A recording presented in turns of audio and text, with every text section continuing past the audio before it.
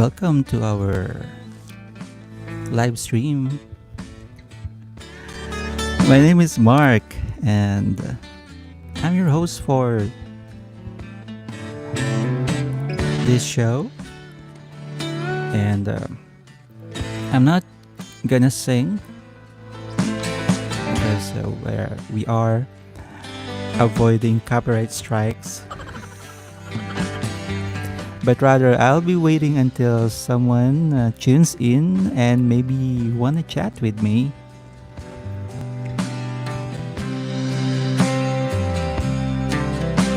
Please comment down your question, or at the very least, I'll be taking down your requests if there are songs that you want me to do or you want me to upload as a duet karaoke setup, and at wala pa siya sa channel ko and it's still not uploaded, then I'll take note of that and I'll try to add it to my channel, to our channel. Well, it's not just my channel, it's our channel, because without you, this channel will not, will not prosper. Sino bang nanonood sa atin? Please identify yourself because I am not able to see who's watching at the moment. I have yet to figure out how to. Oh, apparently there's a green screen option. Oh, let me try it. Let's look for like a nice background that we can use.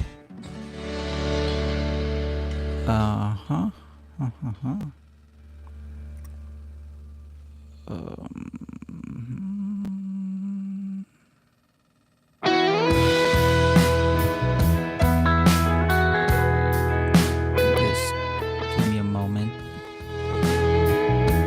Okay, I think this one would be good. Yung mukha ko na lang. Gwapong-gwapo sa sarili. Dawag yan. Pili tayo ng iba pa.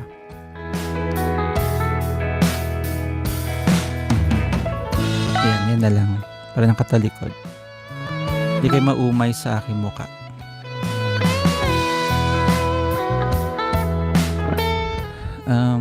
Teka, tingnan ko kung mababasa ko yung comments using my other device.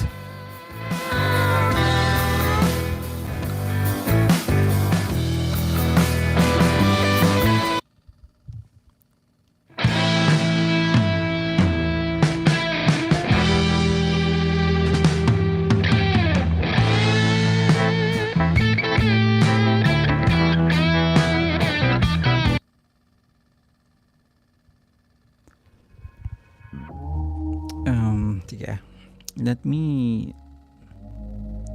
switch to my other channel. And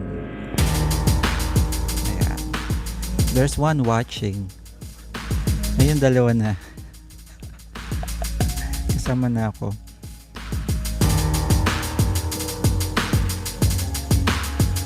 Please don't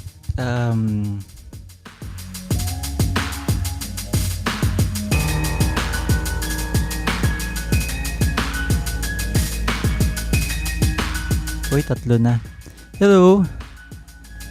Hello sa ating kwentuhan portion.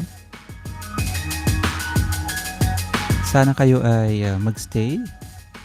Kung meron kayong topic na gustong mapag-usapan, ay just let me know at ating pagkukwentuhan. And also, if meron kayong gustong song na gawan ko ng karaoke, ay sabihan nyo lang ako. In fairness, parang maganda yung rehistro ng camera. Kahit walang filter at walang hilamos. Kalungkot ako maghilamos. But anyway, I hope you don't mind. Ano ba mga latest topic ngayon sa Philippines?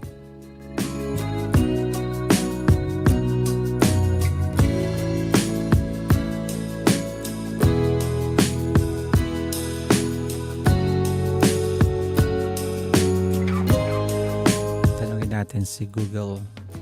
Si Google.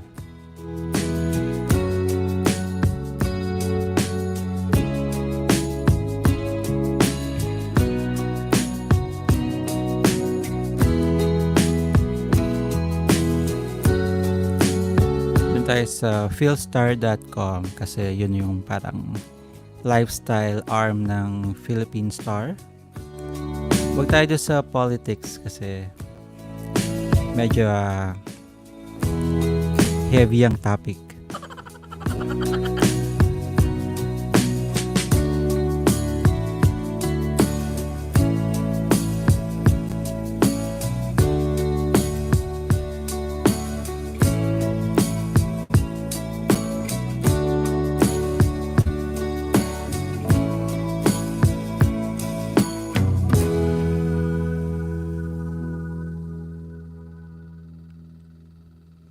Tingnan natin yung mga headlines.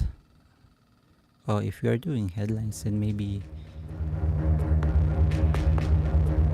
parang bumabaga yung ating background music.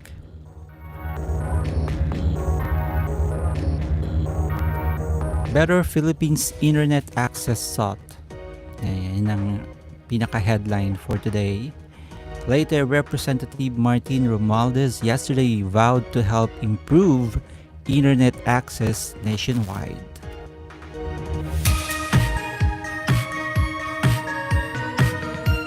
Let's read the full story.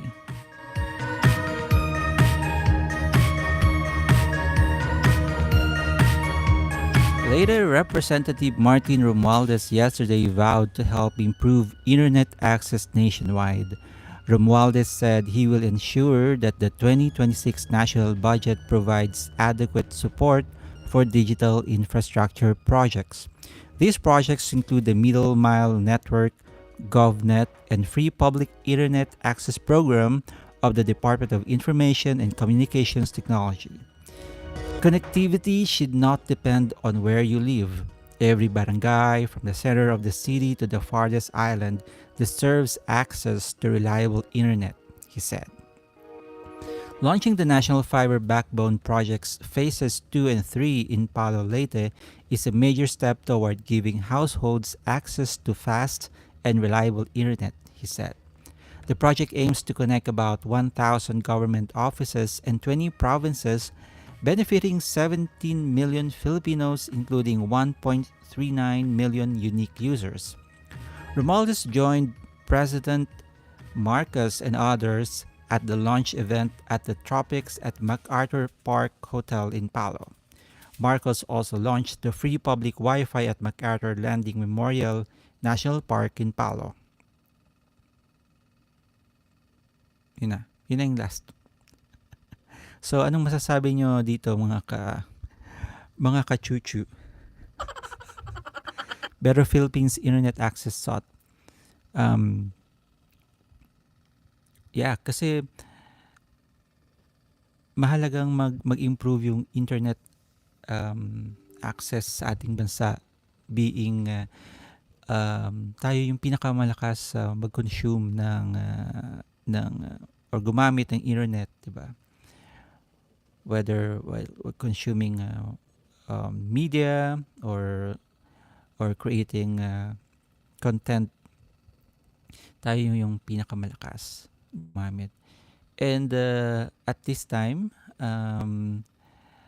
na hindi na ginagamit talaga, hindi na masyadong ginagamit yung mga radyo at yung cellphone talaga became like a necessity to all of us, not only for communication, but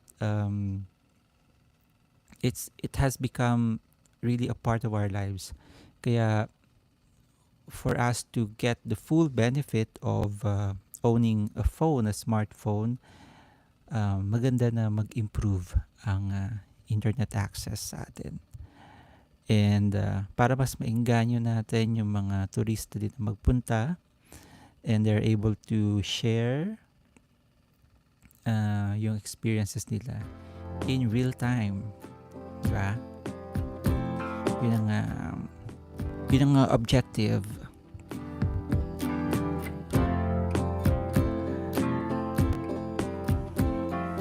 In other news, other news. Sige, tingnan pa natin.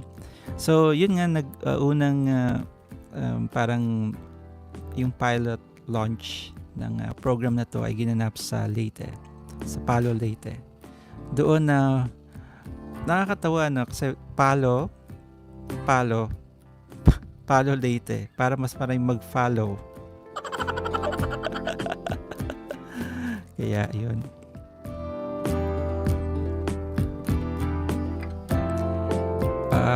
Okay, tingnan natin yung iba pang news, mga headlines for today based sa Philstar Global website, philstar.com.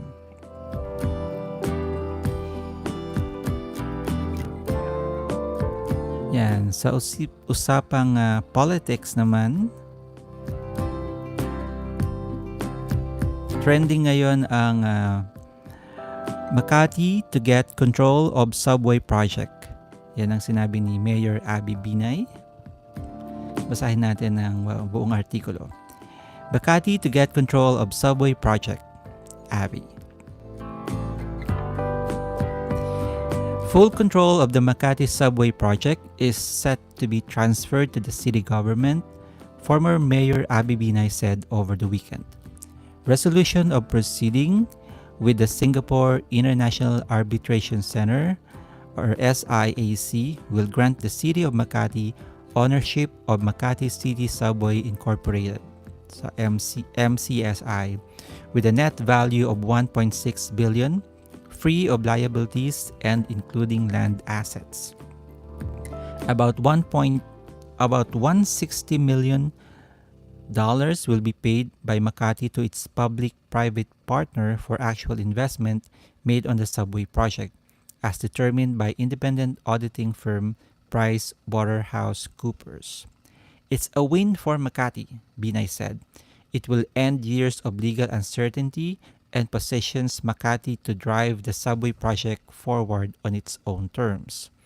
In April, Philippine Infradev Holdings Incorporated filed an arbitration case and sought around 1.7 billion in claims, arguing that the subway project was no longer economically and operationally feasible due to the Supreme Court's decision on the land dispute between Makati and Taguig. The subway project has been delayed since 2019 due to the pandemic and the SC ruling, which covered locations where the subway depot and 4 stations were planned. Makati asserted that the ruling fell under the principle of force majeure, while Infradev argued that the decision constituted a change of law and Makati defaulted on its obligations under the 2019 joint venture agreement. Binay said acquiring the MCSI would boost Makati's assets. Based on the Commission on Audit's 2023 Annual Financial Report on Local Governments, Makati's assets totaled 243.444 billion, an increase from 239.478 billion in 2022. The transfer of 10 enlisted men's barrios to Taguig resulted in savings for Makati since 7.9 billion in subsidies was allotted to the barangays, Binay noted. Midnight deal? Makati Mayor Nancy Binay, however, flagged an alleged midnight settlement between the city government and the Infradev. She said the city's financial health would be jeopardized if it pays 160 million to Infradev within 90 days, as stipulated in a deal signed by her sister Abby on June 23. The mayor said the SIAC must issue a consent award before enforcing the settlement. If Makati fails to pay the settlement, the city may face an additional 30 million in liquidated damages and 2.5% overdue interest. City Budget Officer Eileen Malimlin earlier said there is no available appropriation in the 2025 budget to cover the settlement. Abby Binay, however, said Malilin's certification does not reflect Makati's current financial status. Available appropriation and availability of funds are two different things, the former mayor told the Star yesterday. That's basic and local government project parlance. Without available appropriation, she said the solution is a supplementary budget approved by the City Council. The budget officer who made the certification does not know how much money the city has. That is the job of the city treasurer, she said. Mhm. Okay. So, anong masasabi nyo dito, mga kachika? Kachika. Anong masasabi nyo? Ako bilang former resident ng Makati, nakatira kami dati sa, well, a lot of barangays, the Embo barangays in Makati, na ngayon ay parte na ng Taguig. So before nakatira kami sa Pembo, and then West Rembo, and also inside Fort Bonifacio itself.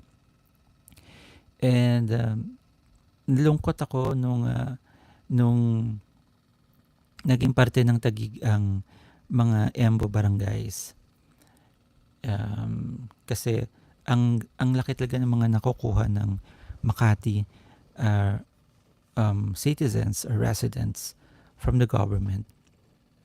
Like sa healthcare, sa education, meron yan libreng pa-bag. Hindi lang bag, yung trolley pa, mga notebooks, textbooks, and ayun. But because of yung issue nga na to between Makati and Taguig, nahinto yung na hold yung subway project na to dahil nga sa issue na to. Pero apparently ay na-resolve naman nila to, at finally ang Makati na nga ang magmamayari ng subway project. And ni-note din ni former Mayor Abby na nagkaroon din naman ng savings ang Makati kasi nga nawala na yung mga Embo barangays. So yung budget allotment sa kanila ay na-save na nila. So in a way, nakatulong ito sa finances ng City of Makati. Pero kumusta naman kaya yung mga napunta sa Taguig? Kumusta kaya sila? Sila kaya ay naalagaan ni Mayor, di bang Mayor ngayon ng Taguig? I think it's Mayor Lani Misalucha. Hindi si Lani Misalucha. Si Lani Fernandez. Si Lani Cayetano. Yan, Mayor Lani Cayetano. Siya yata ang mayor ngayon ng Taguig. Anyway, di pa ako makaget over dun sa pinuntahan namin kahapon na Fun Philippines Music and Food Festival dun sa Harborfront Center. Punta kami kahapon doon, and ang main artist nila na nandun ay si Lani Misalucha, and she gave us like a nice show. So una, yung parang paumpisa niya, mga ballad yung kinakanta niya, and naririnig lang namin kasi kumakain pa kami, from our church service and choir practice after the mass, and then pumunta na kami sa Harborfront. Tapos syempre kumain muna kami, at dun sa lugar ko saan kami kumain, dun sa stall, hindi mo makikita yung stage, pero maririnig mo naman yung nagpe-perform. So nakadalawang kanta na si Lani nung kumakain kami, nakadalawang kanta siya, and then Yung pangatlong kanta niya, hindi, after ng two songs niya, parang nagkaroon siya ng break. Akala ko nga ay ano na, akala ko ay tapos na siya, like two songs lang ba ang budget. Pero habang pumesto kami dun sa ano,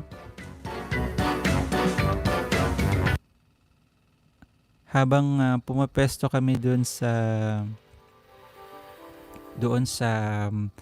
stage, and luckily merong parang area pa for disabled person. So meron doon na may ramp going to parang balcony. Ayan. Pwesto kami doon at kinakanta niya isang I think it's Ave Maria yung kinakanta niya. Then after that ay kinanta na niya yung Bukas na lang kita mamahalin, and tas mga cover songs na. Adele muna siya. Adele, and di siya nag-Lady Gaga. After, kasi pinipili niya yung audience kung anong gusto, Lady Gaga or Adele. Mas maraming bumoto dun sa Adele. So, Adele song yung kinanta niya, nag-medley siya ng I think When We Were Young, and kalimutan ka isa. Basta dalawang songs, medley yung ginawa niya. After that, ay nagkanta siya ng mga dance tunes. So doon na wala ang mga tao. Nagsasayaw na sila doon. Anyway, parang walang nakikiparticipate sa atin. Walang gising for today's video. Walang nagko-comment. Sino ba? Dalawa yung nakikita kong nanonood eh. Isa, syempre ako yun. Tapos may isa pa. Sino kaya yung isa? Please mag-comment ka naman para malaman natin. Oh, umalis tuloy. Natakot. Yan, so halaan lang natin itong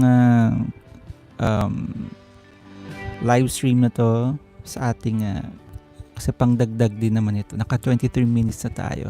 Malay nyo may manood, diba? And hopefully wala tayong copyright strike na makuha dito sa ating pinagkagagawa. Ano pa ba? Sige, sa kabilang banda, pangit ng music.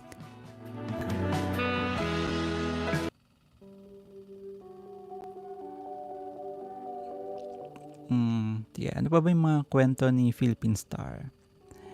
House Neophytes de Lima Diokno choose minority bloc. Sabi niya, as they enter the house for the first time, Representative Laila de Lima of ML Party List and Shell Diokno of Akbayan have chosen to align with the minority. Yan. With the minority bloc in the 20th Congress. De Lima has since maintained that she wants to serve as a government fiscalizer who scrutinizes the policies, programs, and legislative agenda of the Marcos Jr. administration. Even when she and Diokno were offered to join the majority bloc, she previously said she always saw herself working as an independent or minority member.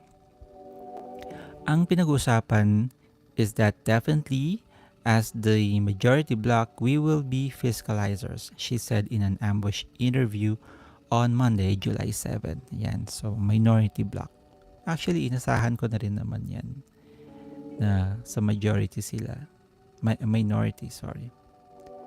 Dahil sila ay well identified as the kakampink part of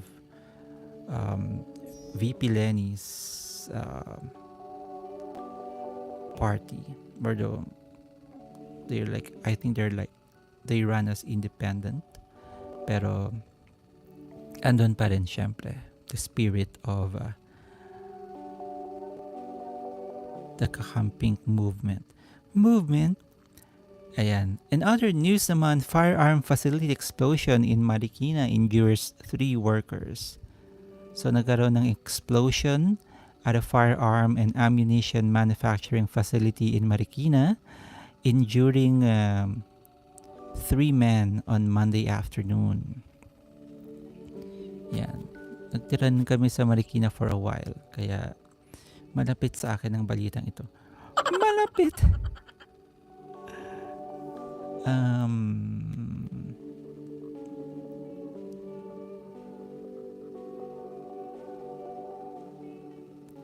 Yan. And other news naman, Duterte off his meds, down to skin and bones. More than 100 days in detention in The Hague, former President Rodrigo Duterte has become so thin, skin and bones.